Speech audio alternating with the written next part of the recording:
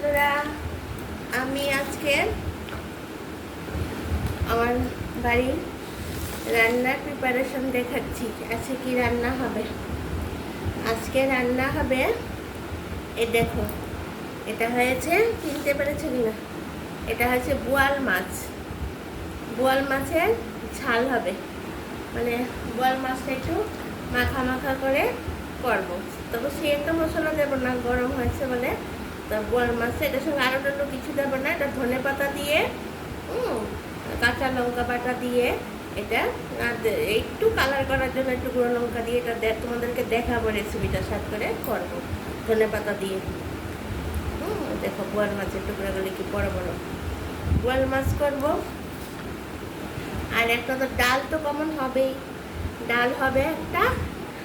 আর হবে এই দেখো ফুলকপি, ফুলকপি সিজন চলে যাচ্ছে। ফুলকপিটা দেখো, এই দেখো ফুলকপি সিজনটা, ফুলকপি এরকম ছোটো ছোটো করে একটা ভাজা করবো। আর তাহলে তোমাদেরকে আরেকটা জিনিস দেখাবো, দেখো টমেটো।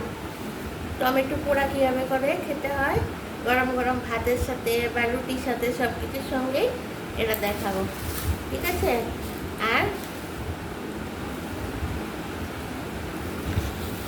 এখানে আবার কি নিয়ে এসছে, মাছগুলো চাকরি, ডিমটা খোলা হয়নি, এক পাতা ডিম, ডিমের অমলেটও করবো কালকে।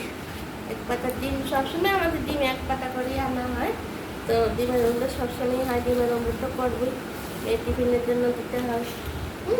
ডিমের অমলেট করতে হবে। এই হবে আমার রেসিপি। ফুলকপি ভাজা, টমেটো পোড়া করব, ডাল করব, আর এটা করব। আর ঘরে তো সবসময় আমলের টক দই থাকে, আমলের টক দই ছাড়া আমাদের হয়ই না, সবাই খায়। তাই এই হলো রেসিপি। তাহলে বন্ধুরা, তোমরা সবাই আমার ভিডিও দেখছো তো, আমি কি কি রান্না টান্না দিচ্ছি, আমাকে সাবস্ক্রাইব করবে। দেখছো তো অনেকে, তবে একটু কষ্ট করে সাবস্ক্রাইব করে দিও। তাহলে এখন এখানে রাখি, পরে যখন রান্নাটা করব সেটা আবার তোমাদেরকে আমি দেখাবো।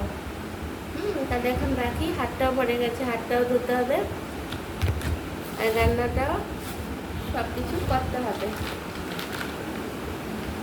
টাটা, বাই বাই, সবাই ভালো থেকো।